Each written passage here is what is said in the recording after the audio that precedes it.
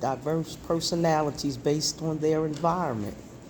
So it gives you a broader look at people and how you have to do more understanding than getting upset with things that's going on around you. And I think if I had to say anything, the morals, values, and principles that were there from that era have been slipped away to the point where it's like everybody don't care. And what they were saying as far as, certain things you wouldn't cuss around at a grown up or, and things like that. And those things are kind of gone. And we need to get them back because the generation, y'all are the next generation. Y'all the ones that's gonna have to carry the torch from what we taught you and your grandparents taught you, which takes me to the genealogy and knowing who you are and your past. Get back. I did graduate from school in Forest Park. I went to Sojourner Douglas. I'm an educator. I do urban and community development, and I enjoy communicating with young people. Okay, thank you. Okay. And next we have Last. Yes, greetings and the best of salutations. My name is Nwalimu Kevin. I am Executive Director of Common Humanity Mission. The mission is to promote the value of self-worth. The mandate is to cultivate the potential of knowledge that is in us all. And I do my best to communicate through 5.5 channels, which is understanding, tolerance, temperance, confidence, and respect. And it's done in that specific order because in anything, we must first have an understanding. And then once we have an understanding, then we understand what we're going to tolerate and what we ain't going to tolerate. And then it leads to temperament/temperament, and that happens to do with your attitude, control of attitude. And then it gets into the confidence. The confidence is the momentum building. And then it leads to finally respect.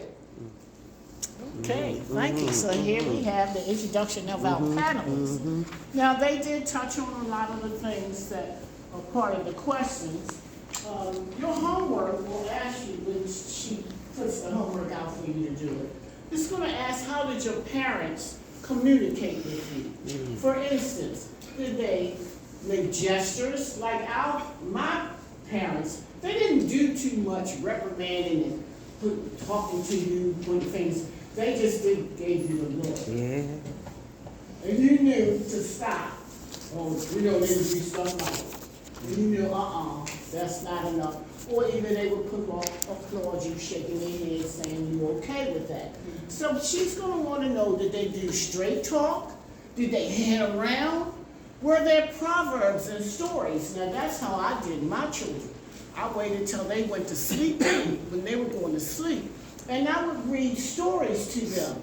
And the stories would address whatever I saw, the behavior that I didn't agree with. I would read stories about it. So the kids would hear the morals of the story and the tales. And they would then confess to me and change their ways. Did they have slang? Did they speak in colloquialisms? That's why a lot of them brought up where they were from. East Siders were different from West Siders of how we were brought. Their language was different. They dressed different. They did everything. You couldn't even cross. We knew when the East Side came on the West Side. And they didn't let each other mess with each other's women. So if a female went on the East Side, the East Siders would be looking, who is she? That type of thing.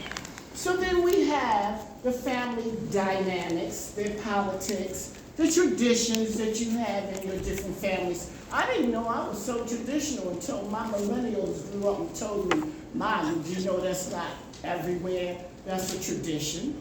And the religion that you were brought up under, I've been through 22 of them, so I know they're different. I was born and raised a Catholic, but then I transitioned when I was 19, and my grandmother, the one that I told you who migrated from southern Maryland, when she knew that I changed, she was hurt.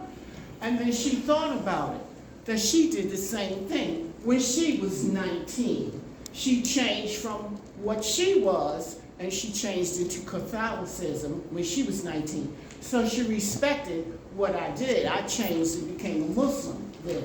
and then I changed and and then I changed, so I searched a whole bunch of them. Okay, so the question to the panelists, and I'm watching your time because I know you have to go, how these traditions, dynamics, origin, religions, how it affected your principles and idiosyncrasies today. After that, you can also answer, which ones did you pass along to the next generation, your children, your friends, and which ones did you toss and discard? Because I know a lot of us say when we're kids, when I grow up, I'm not going to treat my children like that. So we want to hear that. And then what you had said, the thoughts on the present generation. Yes. Is there a concern about their lifestyles and what thoughts and solutions you have? Yes. I would like for y'all to go through it as brief as you can. I will be back next week. I told you your instructor won't be back the rest of this week. And we want to offer what we think the solutions are. But when I turn it over to you, I want you to either ask any of the panelists a question or tell us how you view the solutions. I thought it was an interesting question, the one on which did you pass on, which did you toss, and start to think about that.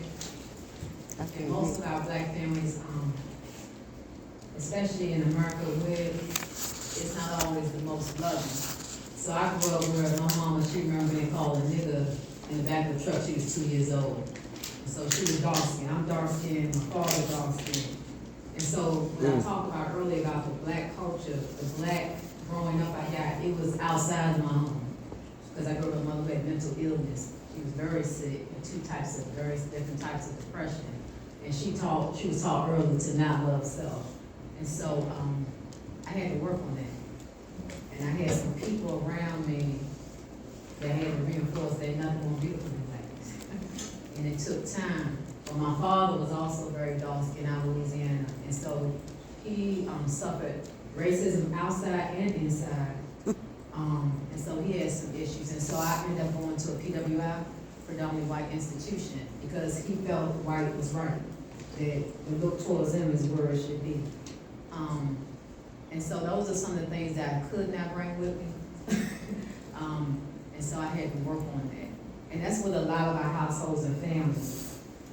One of the things my mother did pass on to me, which is why I started my organization, we work to get older people out of prison across the nation.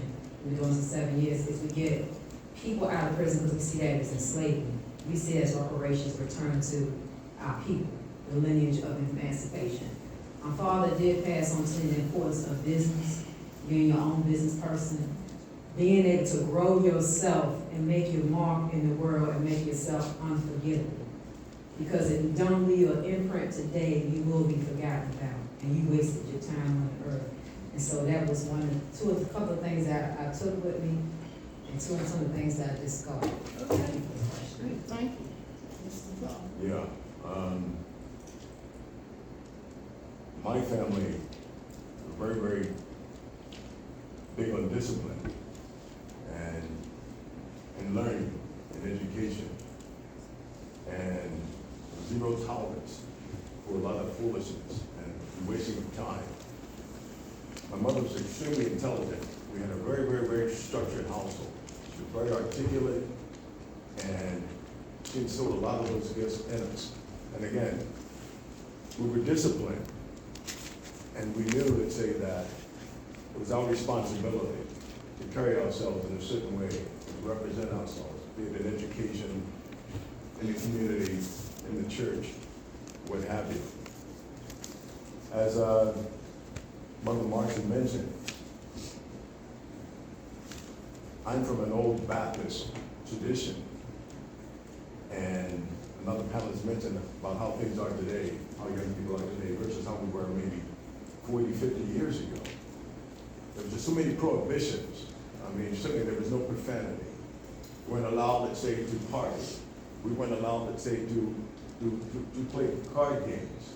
Certain words that are commonly used today, let's say, was just not tolerated.